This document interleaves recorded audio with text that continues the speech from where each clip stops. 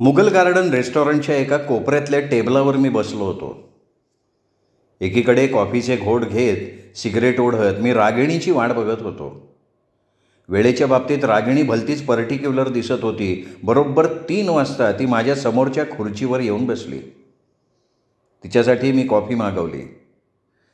साडीऐवजी यावेळी रागिणीने सलवार कुर्ता घातला होता आणि साडीसारखीच या ड्रेसमध्ये सुद्धा ती कमालीची आकर्षक दिसत होती. सुमित्रा देवींच्या या दोनही सुना अप्रतिम होत्या, देखण्या होत्या, पण दोघींमध्ये एक मूलभूत फरक होता. भैरवीच्या तुलनेत रागिणीच्या वागण्या बोलण्यात आणि राहणीमानातही खानदानीपणा आणि सुसंस्कृतपणा अधिक दिसत होता. त्याच्या बरोबर विरुद्ध भैरवीचा कल भडकपणाकडे जास्त होता. तिच्या वागण्या बोलण्यातही थोडासा का होईना पण उच्छृंखलपणा, उथळपणा नक्की जाणवायचा. भैरवीचं सौंदर्य एकाच नजरेत बघणाऱ्याचे डोळे दिपवून टाकत होतं, तर रागिणीच्या सौंदर्याची जाणीव पाहणाऱ्याच्या मनात हळूहळू उतरत होती. थोडक्यात एकीचं सौंदर्य म्हणजे धगधगती आग होती, तर दुसरीचं सौंदर्य हव्याशा वाटणाऱ्या उभेसारखं होतं. माझ्या गोव्याच्या ट्रिप संदर्भात तुला काय बोलायचं होतं? रागिणीने कॉफीचा कप खाली ठेवत विचारलं. रागिणीने हा प्रश्न अतिशय शांत स्वरात विचारला. मगासारखी तिच्या आवाजात कसलीही बेचैनी, कसलाही अस्वस्थपणा दिसत नव्हता. कदाचित या मधल्या काळात विचार करून स्वतःला सावरायची तिला संधी मिळालेली होती. मी जे काही बोललो ते बरोबर तर आहे ना? हां, पण महत्त्व देण्या इतपत त्यात एवढं काय आहे? का बरं? नागराज पठाडिया तुझ्या मागोमागच गोव्याला आला आणि तू उतरली होतीस त्याच हॉटेलात तोही उतरला. हा काय केवळ एक योगायोग होता का? नाही, ती कसलेही आढेवेढे न घेता स्पष्ट शब्दात म्हणाली. जातानाच मी नागराजला सांगून गेले होते की मी गोव्याला चालली आहे आणि मी कुठल्या हॉटेलात उतरणार आहे. जाताना तू एकटी गेली होतीस? हो. का बरं? कारण माझ्या पतिदेवांना तर कधी कुठे यायला जायला फुरसतच नाही आणि वर्षातले 365 दिवस सुमित्रा देवी नावाच्या त्या रिमोट कंट्रोलच्या डोळ्यांखाली वावरताना मी अगदी उबून गेले होते. जर त्या घरातल्या हुकुमशाही वातावरणातनं काही दिवसांसाठी का होईना मी बाहेर पडले नाही तर मला वेड लागेल अशी मला भीती वाटायला लागली होती. ही गोष्ट मी माझ्या नवऱ्याच्याही कानावर घातली होती आणि काही दिवस चेंज म्हणून त्याने मला घेऊन कुठेतरी जावं असं सुचवलंही होतं, पण त्याला आपल्या बिझनेसमधनं फुरसतच नाही. तसंही अजून आपल्या आईच्या धाकात असणारा तो माणूस बिझनेस सोडून कुठे जायचं या विचाराने तो घाबरला. आज उद्या करत नुसताच मला हुलकवत राहिला. मग त्याच्या या टाळाटाळीला कंटाळून एक दिवस मी त्याला धमकावलं की जर तो मला कुठे घेऊन गेला नाही तर मी एकटी जाईन. मला वाटलं होतं माझ्या या धमकीला घाबरून तरी तो चटकन माझ्याबरोबर यायला तयार होईल, पण तसं न करता उलट त्यांनी सुटकेचा एक निश्वास टाकला. आणि तो त्याबरोबर काय म्हणाला माहिती आहे? काय म्हणाला तो? तो म्हणाला, जपून जा, पत्रबित्र लिहित जा, आणखीन पैशाची गरज भासली तर लगेच कळव, म्हणजे मी इथून पैसे पाठवून देईन. पण मग यात नागराजचा संबंध कसा काय येतो? नवऱ्याकडून उपेक्षित केल्या गेलेल्या एखाद्या स्त्रीशी जसा प्रत्येक पुरुषाचा संबंध येतो तसा. मी गोव्याला गेले होते ते इथल्या घुसमटल्या वातावरणात कंटाळून. तिथे जाऊन मला काही भजन कीर्तन करायचं नव्हतं, तर मला मनसोक्त हिंडायचं होतं, फिरायचं होतं, सगळ्या गोष्टींचा उपभोग घ्यायचा होता. तू कधी गेलायस का गोव्याला? हो, गेलो आहे. मग ती किती रोमॅन्टिक जागा आहे हे काही मी तुला सांगायची गरज नाही ना. अशा जागी स्त्री पुरुषांना एकमेकांची सोबत हवी, नाहीतरी तिथे एकट्यानं राहण्यात मजा काय आहे? पण तरीही घरातनं निघतानाच मी काही माझ्या नवऱ्याला फसवायचं, त्याचा विश्वासघात करायचा असं ठरवून तिथे गेलेले नव्हते. नागराजला मी माझा गोव्यातला प्रोग्रॅम सांगितला होता, पण माझ्या मागोमाग त्यांनीही तिथे यावं असं काही इथून ठरवून मी गेले नव्हते. तो तिथे आला, माझ्या हॉटेलात उतरला, त्यामुळे आणायचे मला त्याची कंपनी मिळाली. मी विचार केला की इथे राहून एकटं बोर होण्यापेक्षा त्याच्याबरोबर एन्जॉय करावा बस. हे बघ, एका अतिशय गंभीर गोष्टीला तू सरळ साधं रूप द्यायचा प्रयत्न करतेयस. मी गंभीर स्वरात म्हणालो. म्हणजे? अगं तू म्हणतोयस की नागराजची तुला केवळ कंपनी मिळाली होती, आणखीन काहीही नाही. पण कोण तुझ्या विश्वास ठेवणार बोलण्यावर? मुंबईपासून शेकडो मैल दूर पुरा 1 महिना तुम्ही दोघं एकमेकांच्या सहवासात राहिला होतात. ही गोष्ट रामदासनं केलेल्या तपासातून सिद्ध झाली आहे. आणि त्याचा जर खून झाला नसता तर आपल्या या माहितीच्या खरेपणाबद्दलचा पुरावासुद्धा तो देऊ शकला असता. विश्वासघाताच्या यापेक्षाही क्षुल्लक असलेल्या पुराव्याच्या जोरावर नवऱ्याला घटस्फोट मिळाल्याच्या कितीतरी केसेस मला माहिती आहेत. सुमित्रा देवींना जर ही गोष्ट समजली असती तर तुझ्यावर चारित्र्यहीनतेचा असा काही त्यांनी आरोप केला असता की प्रयत्न करूनसुद्धा तुला तो नाकारता आला नसता. पण सुमित्रा देवीला ती गोष्ट समजलेली तर नाही आहे ना. समजलेली नाही आहे, पण समजू शकते. कशी? तू सांगणार आहेस का? त्याआधी तू माझ्या एका प्रश्नाचं उत्तर दे. कुठल्या?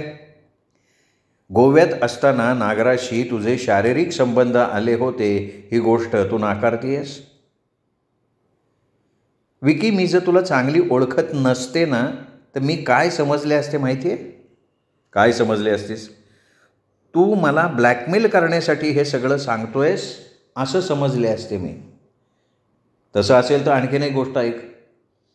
सुमित्रा देवींच्या सांगण्यावरनं रामदासनं राणावत परिवारातल्या सगळ्यांची माहिती गोळा केली होती. सगळ्यांचे पूर्व इतिहास त्यांनी खणून काढले होते. आणि रामदासनं मिळवलेल्या या माहितीमुळे त्याचा खून करण्यात आला आहे हे मला माहिती आहे. म्हणजे रामदासचा खून मी केला आहे? रागिणी काहीशा उपरोधिकपणे हसत म्हणाली. मी शांत स्वरात म्हणालो, शक्य आहे. कारण रामदासचा रिपोर्ट सुमित्रा देवींकडे गेल्यानंतर जर महेशनं तुझ्यावर चारित्र्यहीनतेचा आरोप करून तुला घटस्फोट दिला असता तर तुझी काय अवस्था झाली असती? परपुरुषाशी असलेल्या अनैतिक संबंधांच्या आधारावर जो घटस्फोट होतो ना, त्या स्त्रीला पतीकडून कसल्याही नुकसान भरपाईची, पोटगीची अपेक्षा धरता येत नाही, कारण कायद्यानंच तिला तो हक्क नाकारण्यात आला आहे.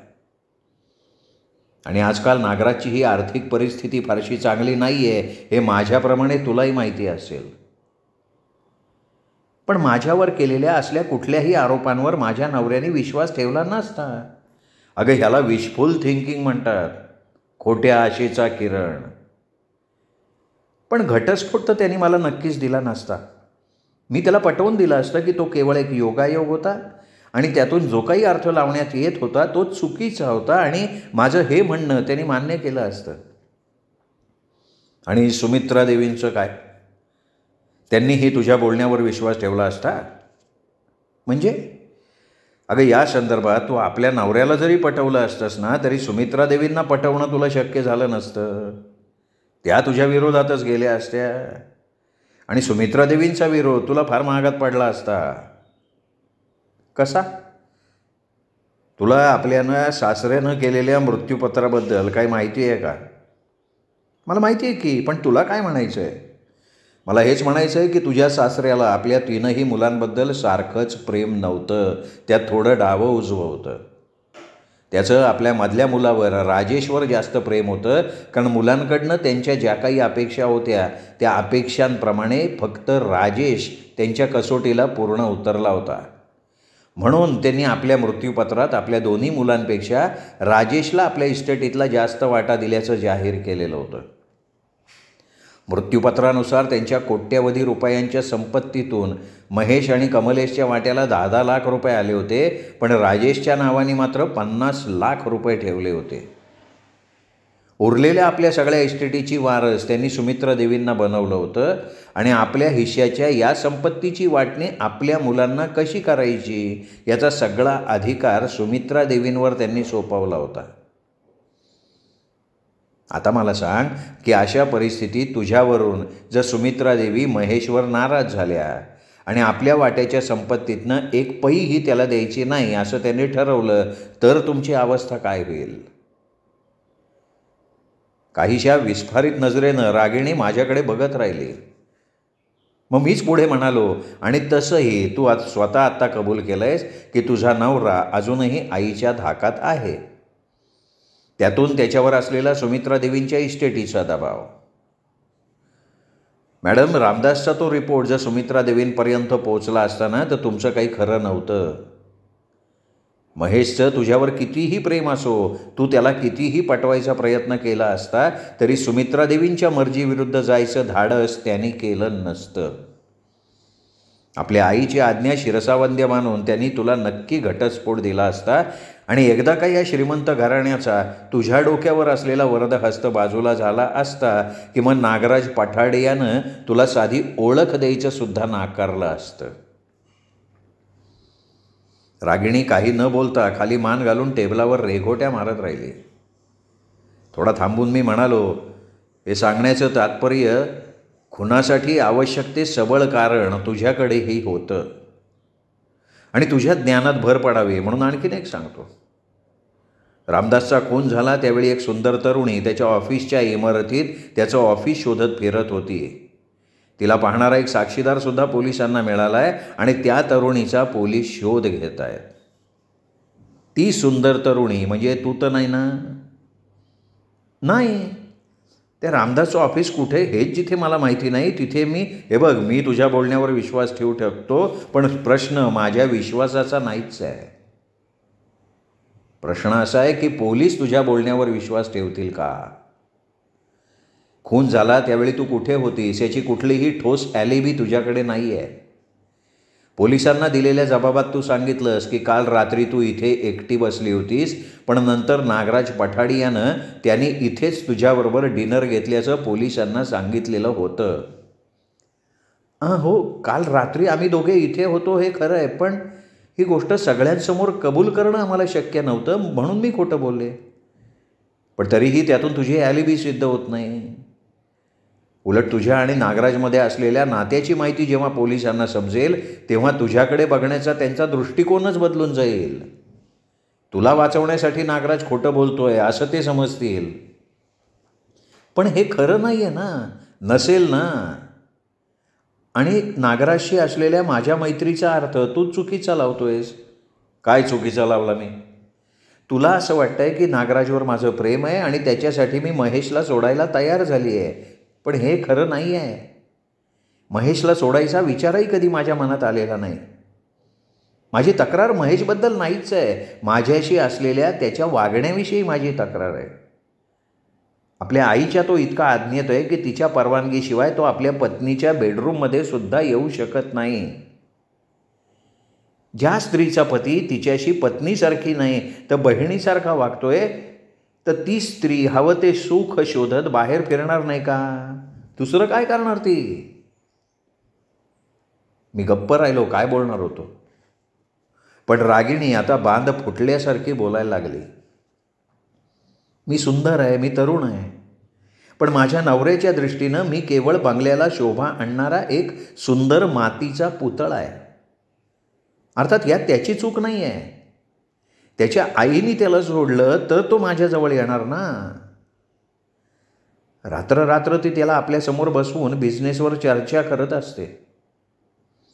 आणि विकी, एवढं सगळं असूनही मी स्वतःवर संयम ठेवला होता. वाटत होतं आज ना उद्या त्याला माझ्या अस्तित्वाचं भान येईल, माझ्या भावनांचा, माझ्या गरजांचा तो विचार करेल, पण नाही झालं ना तसं. मग त्यामुळे नकळत मी नागराजकडे झुकले गेले. नागराजला स्त्रीबरोबर कसं वागावं याचं उपजत ज्ञान असावं. महेशच्या बेफिकीरपणामुळे माझ्या मनातल्या ज्या आशा, आकांक्षा, स्वप्न आतल्या दबून गेल्या होत्या त्या नागराजच्या सहवासात पुन्हा फुलून आल्या होत्या. महेशच्या उपेक्षितपणामुळे माझ्या आयुष्यात आलेली मरगळ नागराजच्या सहवासामुळे झटकली गेली होती. तरीही एक माणूस या पलीकडे मी नागराजला आपल्या पतीपेक्षा जास्त महत्त्व कधीही दिलेलं नाही. पण स्त्रीत्वाला पूरक असणारा एक पुरुष या नात्यानं नागराजचं महत्त्व माझ्या दृष्टीनं खूप आहे. कुणीही काहीही म्हटलं ना तरी माझ्यातला हरवलेला आत्मविश्वास मला परत मिळवून द्यायचं काम नागराजने केलं आहे हे मी कधीही विसरणार नाही. अरे वा वा वा वा, इथे तो माझ्या नावाची चर्चा चाललेली दिसतीये. मी मान वर केली. समोर नागराज पठाडिया उभा होता. त्याच्या अंगावर एक भारीपैकी सूट होता आणि त्या सूटमध्ये तो कमालीचा आकर्षक दिसत होता. चेहऱ्यावरचं लाघवी हास्य त्याच्या त्या आकर्षणपणात भर घालत होतं. रागिणी म्हणाली ते होतं खरं. कुठल्याही स्त्रीला आवडावा असा तो पुरुष होता. रागिणीसारखी एकाकी अतृप्त स्त्री त्याच्याकडे झुकली असेल तर त्यात तिचा दोष आहे असं म्हणता चालं नसतं. नागराज रागिणीच्या शेजारच्या खुर्चीवर बसला. Hello hello. नागराज खुर्चीला पाठ टेकून आरामात बसत म्हणाला, काय बोलत होतात माझ्याबद्दल? काय घेणार? त्याच्या प्रश्नाकडे दुर्लक्ष करत मी विचारलं, चहा कॉफी का काही थंड? अरे काहीही चालेल. काय घाई काय? आधी हे सांग, तुमच्या दोघांच्या बोलण्यात माझा उल्लेख कसा काय झाला? नागराज, रागिणी काहीशा गंभीर स्वरात म्हणाली, विकी म्हणतोय रामदासच्या खुनाचा आरोप आपल्या दोघांपैकीच कोणावर तरी करण्यात येतोय. असं? नागराज गंभीर स्वरात उद्गारला. हां, तो म्हणतोय की आपण दोघे गोव्यातल्या एका हॉटेलात महिनाभर राहिलो होतो. ही गोष्ट रामदासनी शोधून काढली होती आणि ती सिद्ध करण्याइतपत पुरावा त्याच्याकडे होता. त्याचा जर खून झाला नसता तर आत्तापर्यंत त्यांनी तो पुरावा सुमित्रा देवींच्या स्वाधीनसुद्धा केला असता. विक्रम, हे खरं आहे का? नागराजनं चिंतित स्वरात विचारलं. मी होकारार्थी मान डोलवली. ही गोष्ट पोलिसांनाही समजली आहे? नाही, अजून नाही. हां, म्हणजे फक्त तुलाच माहिती आहे. उघड आहे ना, मी सांगितली म्हणजे मलाच माहिती असणार. आणि तू ती पोलिसांना सांगणार? नाही, त्याबाबत मी अजून काही ठरवलेलं नाही आहे. अच्छा, मी निघतो आता. असं म्हणत मी उठून उभा राहिलो. मग काउंटरकडे बघत एका वेटरला जवळ येण्याची खूण केली. अरे हे काय, निघाला का तू? म्हणजे मी आलो म्हणून तू चालला नाही आहेस ना? अगदी बरोबर ओळखलंयस तू. मी किंचित स्मित करत म्हणालो. म्हणजे? मी सरळ शब्दात ते मान्य करेन अशी अपेक्षा नसल्यानं नागराजचा चेहराच वाढला. अरे म्हणजे तुम्हा दोघांमध्ये मला हड्डी बनण्याची इच्छा नाही आहे ना? मी हसून म्हणालो. आणि तसंही रागिणीशी मला जे काही बोलायचं होतं ते बोलून झालं आहे माझं. माझ्या त्या खुलाशानं नागराजचा चेहरा पूर्ववत झाला. अच्छा, बाय असं म्हणत मी पुन्हा त्यांचा निरोप घेतला. माझ्या दिशेनं येणाऱ्या वेटरला रस्त्यात गाठून मी कॉफीचं बिल दिलं आणि रेस्टॉरंटमधनं बाहेर पडलो.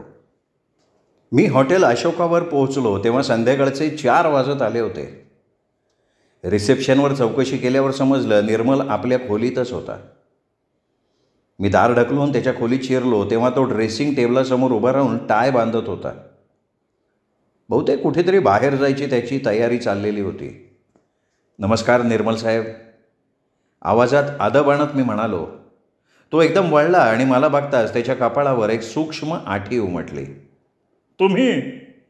हां, म्हणजे मला तुम्ही ओळखलं. तुम्ही परत आलाय?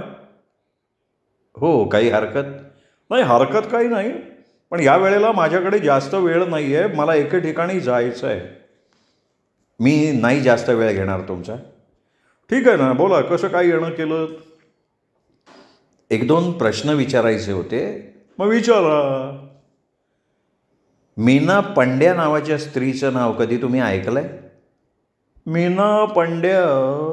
कोण ही मीना पंड्या? म्हणजे मीना पंड्या नावाच्या स्त्रीला तुम्ही ओळखत नाही? नाही. बरं. मग भवानी सिंग वाघेलाचं नाव तरी ऐकलंय का? छे, निर्मल म्हणाला. टाय बांधून झाल्यावर आता तो खाली वाकून पायमोजे चढवत होता. तुमची बहीण भैरवी जेव्हा गुजरातमधल्या एका खेड्यात राहत होती तेव्हा तुम्हीही तिथेच राहत होतात? राहत होतो, पण तिच्या कितीतरी दिवस आधी मी ते खेडं सोडलेलं होतं. पण तरीही तुम्ही दोघं एकमेकांच्या संपर्कात तर असालच ना? हां, अधूनमधून आमचा पत्रव्यवहार चालू होता. तिच्या पहिल्या लग्नात तुम्ही हजर होतात का? नाही. तिच्या लग्नाची बातमी मला जरा उशिरा कळाली, त्यामुळे मी हजर राहू शकलो नव्हतो. पण तिचं लग्न झालं हे तर तुम्हाला कळलं होतं? हां, काय एका दारुड्या आणि अतिशय नालायक माणसाशी तिचं लग्न झालं हे मला समजलं होतं आणि ते ऐकल्यावर मला फार वाईट वाटलं होतं. पण नंतर जेव्हा तिच्या घटस्फोटाची बातमी समजली ना मला, तेव्हा मात्र मला मनापासून आनंद झाला होता. तुम्ही स्टेज ॲक्टर असल्याचं म्हणाला होतात. सुरुवातीपासून तुम्ही या अभिनयाच्या क्षेत्रातच आहात का? नाही नाही नाही, ऐकून कदाचित तुम्हाला नवल वाटेल. पहिल्यांदा मी मिलिटरीत होतो, पण फुफ्फुसात झालेल्या एका आजारपणामुळे वेळेआधी मला रिटायर करण्यात आलेलं होतं. त्यावेळी स्टेजवर काम करणाऱ्या काही कलाकारांची आणि माझी मैत्री होती आणि त्यांच्या सहवासात वावरत असताना मला ही अभिनयात रुची निर्माण झाली होती. मग मी छोट्या मोठ्या नाटकातनं कामं करायला सुरुवात केली होती. गुजराती रंगभूमीवर मी बराच काळ कार्यरत होतो. 2 महिन्यांपूर्वी भैरवीच्या सांगण्यावरनं मी इथे आलो. मुंबईच्या फिल्म इंडस्ट्रीत मला काम मिळण्याची जास्त शक्यता आहे असं तिचं म्हणणं होतं. मग मिळाली का ती संधी? नाही, अजून नाही, पण मिळेल. मला खात्री आहे मला मिळेल. नुसती खात्री असून उपयोग काय, नाही का? त्यासाठी जे काही प्रयत्न करायला हवेत ते प्रयत्न तर तुम्ही करत असलेलं दिसत नाही आहे. निर्मलनी एकदम मान वर करून तीव्र नजरेनं माझ्याकडे बघितलं. काय म्हणायचं आहे काय तुम्हाला? हां, रामदास नाईक नावाच्या ज्या प्रायव्हेट डिटेक्टिव्हचा खून झाल्याचं मी तुम्हाला सांगितलं होतं, त्याचा एक असिस्टंट काल रात्री इथे माझ्याबरोबर आला होता. तोच बरेच दिवस तुमच्यावर पाळत ठेवून होता. त्यांनी मिळवलेल्या माहितीनुसार दिवसभर तुम्ही रेसकोर्सवर असता, संध्याकाळी रीड्समध्ये कॅबेरे वगैरे बघायला जाऊन बसता. मग काम मिळवण्यासाठी तुम्ही प्रयत्न केव्हा करता? तो असिस्टंट माझ्या पाळतीवर होता हे तुम्ही खरं सांगताय का आपलं उगाचच? निर्मल डोळे बारीक करत म्हणाला. अहो, खोटं सांगण्यात माझा काय फायदा आहे? नाही, पण कशासाठी त्यांनी माझ्यावर पाळत ठेवली होती? ते नाही मला माहिती. कमाल आहे. निर्मल हात उडवत म्हणाला. कुणीतरी माझ्यावर नजर ठेवत होता आणि मला ते कळलं सुद्धा नाही. शंकरसिंगच्या म्हणण्याप्रमाणे तो एकटाच नाही तर आणखीनही एक जण तुमच्यावर नजर ठेवत होता. आणखीन कोण? कमलेश राणावत, तुमच्या बहिणीचा धीर. मला वाटतं तुमच्या बहिणीबरोबर त्याची काहीतरी कंटिन्युटी निर्माण झालेली असावी. निर्मल काही न बोलता पायमोजे घालत राहिला. तुम्हाला काय वाटतंय, म्हणजे तुमच्यावर पाळत ठेवण्यामागे रामदासचा उद्देश काय असावा? मला काय माहिती आता ते. बुटाची लेस बांधत निर्मल म्हणाला. तुम्हीच सांगा ना काय उद्देश असेल. हे बघा, मला केवळ एवढंच माहिती आहे की तुम्ही आणि भैरवी दोघंही गुजरातमधल्या एका खेड्यात राहणारे आहात आणि रामदास या केसच्या संदर्भात माहिती गोळा करण्यासाठी गुजरातला सुद्धा गेलेला होता. तिथेच त्याला तुमच्या किंवा तुमच्या बहिणीच्या संदर्भात अशी काही माहिती मिळाली असेल की त्या माहितीची शहानिशा करून घेण्यासाठी त्यांनी तिथूनच फोन करून आपल्या असिस्टंटला तुमच्यावर पाळत ठेवण्यासाठी सूचना दिली. हां. निर्मल फक्त हुंकारला.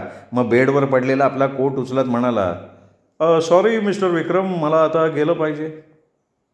ठीक आहे, मी निघतो. सहकार्याबद्दल धन्यवाद. निर्मलचा निरोप घेतला. मी हॉटेलातनं बाहेर पडलो आणि सरळ हॉस्पिटलमध्ये गेलो. शांताराम आपल्या खोलीत बेडवर बसला होता. वर्तमानपत्र चाळत होता. मला बघताच त्यांनी वर्तमानपत्र बाजूला ठेवलं. मग आपल्या नेहमीच्या उत्साही स्वरात माझं स्वागत करत म्हणाला, या या या रिपोर्टर साहेब, या या या या या बसा बसा बसा. मी त्याच्या बेडजवळच्या एका स्टूलावर बसलो. कशी काय तब्येत बाबा? अरे, तुझा वरद हस्त डोक्यावर असल्यावर तब्येतीला काय होणार आहे? डोक्याची काय अवस्था आहे तुझ्या? तूर्त तरी ते जागेवर आहे. एक तात्पुरती खिडकी उघडली गेली होती तिथे, पण डॉक्टरांनी ती बंद करून टाकली. तुझ्या तब्येतीबद्दल आणखीन काय म्हणत होते डॉक्टर? टाके सुकायला आणखीन कमीत कमी 10-15 दिवस तरी लागतील, पण हॉस्पिटलमधनं ते मला उद्या डिस्चार्ज देणार आहेत. पण शांताराम, अरे हे सगळं घडलं कसं? हे बघ, कसं घडलं ते मलाही नीटसं नाही समजलं. मी आपला डार्करूममध्ये काम करत होतो रे. अचानक कोणीतरी मागून माझ्यावर हल्ला केला. बस मला एवढंच आठवतं आहे. त्यानंतर मी शुद्धीवर आलो तेव्हा मी इथे या हॉस्पिटलमध्ये होतो. याचा अर्थ तुझ्यावर हल्ला करणाऱ्याचा चेहरा तू पाहिला नाही? नाही. पण विकी, ज्या माणसाला मी पॅसेजमध्ये तुझ्या केबिनच्या समोर उभा असलेला पाहिला होता ना, त्यांनीच माझ्यावर हल्ला केलेला असावा असा मला संशय आहे. मी त्याच्याकडे बघतोय हे लक्षात येताच त्यांनी माझ्याकडे पाठ फिरवली होती. मला वाटतं तोच माणूस नंतर गुपचूप डार्करूममध्ये घुसला असावा आणि त्यांनीच माझ्यावर हल्ला केलेला असावा. मग मला सांग, त्या माणसाला तू पुन्हा बघितलंस तर तू त्याला ओळखू शकशील का? कदाचित. पण विकी, माझ्या अजूनही लक्षात येत नाही आहे की माझ्यावर हल्ला का झाला असेल. अरे त्या निगेटिव्हसाठी. कुठल्या निगेटिव्ह्ज? अरे ज्या निगेटिव्ह सुकल्यानंतर कापून एका लिफाफ्यात घाल, त्याच्यावर रामदास नाईकचं नाव लिही असं मी तुला सांगितलं होतं ना, त्याच निगेटिव्हसाठी हल्लेखोरानं तुझ्यावर हल्ला केला आणि डार्करूममधल्या सगळ्याच्या सगळ्या निगेटिव्ह्ज त्यांनी पळवल्या. ठीक आहे ना, तू म्हणतोस तसं असेल, पण तरीही माझ्यावर हल्ला करून सुद्धा त्या निगेटिव्ह्ज हल्लेखोराच्या हाताला लागलेल्या नाही आहेत. म्हणजे? मी काहीसं गोंधळून शांतारामकडे बघितलं. शांताराम काहीसा हसून म्हणाला, अरे म्हणजे असं, माझ्यावर हल्ला होण्याच्या अगोदर तू सांगितल्याप्रमाणे त्या निगेटिव्ह्ज कापून मी एका लिफाफ्यात घातल्या होत्या आणि नंतर हातातलं काम संपल्यावर तुझ्या केबिनमध्ये नेऊन ठेवाव्यात या हेतूनं तो लिफाफा मी माझ्या जर्किनच्या आतल्या खिशात ठेवला होता आणि त्यानंतर 5-1 मिनिटांनी माझ्यावर हल्ला झाला होता. मग आत्ता तो लिफाफा आहे कुठे? मी काहीशा अधीऱ्या स्वरात विचारलं. अरे माझ्या जर्किनच्या आतल्या खिशात. आणि ते जर्किन कुठे आहे मग? ते मला नाही माहिती बरं का. बेशुद्ध होण्याच्या आधी जर्किन माझ्या अंगावर होतं. शांतारामच्या अंगावर त्यावेळी हॉस्पिटलमध्ये पेशंटला घालायला देतात ना, तो ड्रेस होता. त्याच्या बेडच्या जवळ असलेलं एक कॉलबेलचं बटन मी दाबलं. ताबडतोब एक नर्स शांतारामच्या खोलीत आली. हॉस्पिटलमध्ये ॲडमिट होताना याच्या अंगावर जे कपडे होते ते कुठे आहेत? मी नर्सला विचारलं. ते काय, समोरच्या कपाटात. भिंतीतच बनवलेल्या एका कपाटाकडे बोट करत नर्स म्हणाली. मी झटकन उठलो, पुढे झालो, ते कपाट उघडलं. शांतारामच्या जर्किनच्या आतल्या खिशात हात घातला. माझ्या हाताला लिफाफ्याचा स्पर्श झाला. लिफाफा बाहेर काढून मी धडधडत्या छातीनं तो उघडला. आत निगेटिव्ह्ज सही सलामत होत्या. शांतारामचा निरोप घेतला, हॉस्पिटलमधनं बाहेर पडलो आणि थेट ऑफिसवर आलो. ऑफिसची जनरल शिफ्ट सुटायला त्यावेळी फक्त 10 मिनटं बाकी होती. मी रिसेप्शनच्या समोरून जात असताना झरीनाने मला हाक मारली. मी थांबलो, वळालो, तिच्याकडे बघितलं. अरे एक जण तुझी चौकशी करत होता. काय नाव काय सांगितलं त्याने? शंकर सिंग. काही निरोप दिला का? नाही, निरोप नाही, परत येतो म्हणाला. ठीक आहे. रिसेप्शनवरून मी आतल्या भागात असणाऱ्या नयना आचार्यच्या टेबलाकडे गेलो. नयना आचार्य आपल्या टेबलावर नव्हती. शेजारच्या टेबलावर असलेल्या एका टायपिस्टकडे चौकशी केल्यावर समजलं की आज नयना ऑफिसला आलेलीच नव्हती. पण घरातनं तर ती बाहेर पडली होती. पोलीस हेडक्वार्टरला ती गेल्याचं मला कळालं होतं. मग तिथून ती कुठे गेली असावी? केबिनमध्ये येताच मी पोलीस हेडक्वार्टरचा नंबर फिरवला. पाटील आपल्या खोलीत नव्हते, पण सब इन्स्पेक्टर वाघमारे होता. मी त्याच्याकडे नयनाची चौकशी केली, पण नयना आचार्यबद्दल त्यालाही काही माहीत नव्हतं. रिसिव्हर क्रिडलवर ठेवला. मी क्षणभर तसाच विचार करत थांबलो. मला नयनाची काळजी लागून राहिली होती, पण पाटील भेटल्याशिवाय तिच्या बाबतीत मी काही अंदाज लावू शकत नव्हतो. शेवटी नयनाचा विचार तात्पुरता डोक्यातनं काढून टाकला. मी केबिनमधनं बाहेर पडलो. डार्करूममध्ये आलो, पण तिथे अगोदरच बरंच काम होत होतं. मग तिथे वेळ घालवण्यापेक्षा मी माझ्या फ्लॅटवर जायचा निर्णय घेतला. अलीकडेच मी प्रिंटिंग डेव्हलपिंगची सगळी साधनसामुग्री खरेदी केली होती आणि माझ्या फ्लॅटमध्ये मी एक छोटीशी डार्करूम बनवली होती. फ्लॅटमधल्या आतल्या एक रूमचा निम्मा भाग पार्टिशन टाकून त्याला मी डार्करूमचं स्वरूप दिलं होतं. रामदासच्या निगेटिव्हच्या प्रिंट माझ्या ह्या छोट्याशा डार्करूममध्ये जाऊन बनवण्याचा मी निर्णय घेतला होता. ऑफिसमधनं त्यामुळे मी बाहेर पडलो आणि माझ्या रूमकडे जायला लागलो.